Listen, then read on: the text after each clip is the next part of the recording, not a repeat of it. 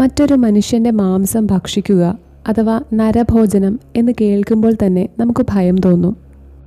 എന്നാൽ ലോകത്തിലെ മിക്ക രാജ്യങ്ങളിലും, പ്രത്യേകിച്ച് അമേരിക്ക, ബ്രിട്ടൻ തുടങ്ങിയ രാജ്യങ്ങളിൽ നരഭോജനത്തിനെതിരെ മാത്രം കൃത്യമായൊരു നിയമം ഇല്ല എന്ന് പറഞ്ഞാൽ നിങ്ങൾ വിശ്വസിക്കുമോ? അതെ, അതാണ് സത്യം. മനുഷ്യനെ തിന്നുന്നത് നേരിട്ട് നിരോധിക്കുന്ന ഒരു നിയമം മിക്കയിടത്തുമില്ല. എന്നാൽ ഇതിനർത്ഥം നിങ്ങൾക്കത് ചെയ്യാമെന്നല്ല. കാരണം ഒരു മനുഷ്യൻ്റെ ശരീരം ഭക്ഷിക്കണമെങ്കിൽ കൊലപാതകം അല്ലെങ്കിൽ മൃതദേഹത്തോട് അനാദരവ് കാണിക്കൽ തുടങ്ങിയ ഗുരുതരമായ കുറ്റകൃത്യങ്ങൾ ചെയ്യേണ്ടി വരും. ആ കുറ്റങ്ങൾക്ക് എക്കാലവും ജയിലിൽ കിടക്കാൻ അത് മതിയാകും. എന്നാൽ അമേരിക്കയിലെ 50 സംസ്ഥാനങ്ങളിൽ വെറും ഒറ്റ സംസ്ഥാനത്ത് മാത്രം ഇതിനൊരു മാറ്റമുണ്ട്. ആ സംസ്ഥാനത്തിൻ്റെ പേരാണ് ഐഡഹോ. അമേരിക്കയിൽ നരഭോജനം കൃത്യമായി നിരോധിച്ചുകൊണ്ട് നിയമമുള്ള ഒരേ ഒരു സംസ്ഥാനമാണിത്.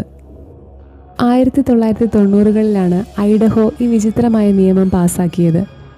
ഈ നിയമപ്രകാരം മറ്റൊരു മനുഷ്യൻ്റെ മാംസമോ രക്തമോ ഭക്ഷിക്കുന്നത് 14 വർഷം വരെ തടവ് ശിക്ഷ ലഭിക്കാവുന്ന കടുത്ത കുറ്റമാണ്. എന്നാൽ ഈ നിയമത്തിൽ ഒരു ചെറിയ പഴുതുണ്ട്. ഒരു പ്രത്യേക സാഹചര്യത്തിൽ മനുഷ്യമാംസം കഴിക്കുന്നത് അവർ കുറ്റകരമായി കാണുന്നില്ല. അതെന്താണെന്നറിയാമോ? സർവൈവൽ കാനബലിസം അഥവാ ജീവൻ രക്ഷിക്കാനുള്ള നരഭോജനം.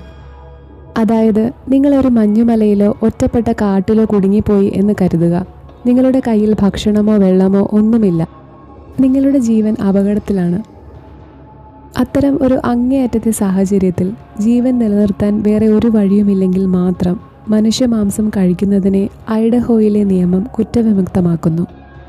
അതായത്, സ്വന്തം ജീവൻ രക്ഷിക്കാൻ വേണ്ടി മാത്രമാണെങ്കിൽ അത് തെറ്റല്ല എന്ന് നിയമം പറയുന്നു.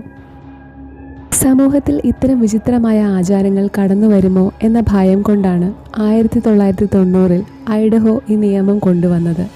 എന്തായാലും ഒരു മനുഷ്യനെ ജീവിക്കാൻ വേണ്ടി മറ്റൊരു മനുഷ്യനെ ഭക്ഷണമാക്കേണ്ടി വരുന്ന ആ അവസ്ഥ എത്ര ഭയാനകമായിരിക്കും എന്നൊന്ന് ചിന്തിച്ചു നോക്കൂ.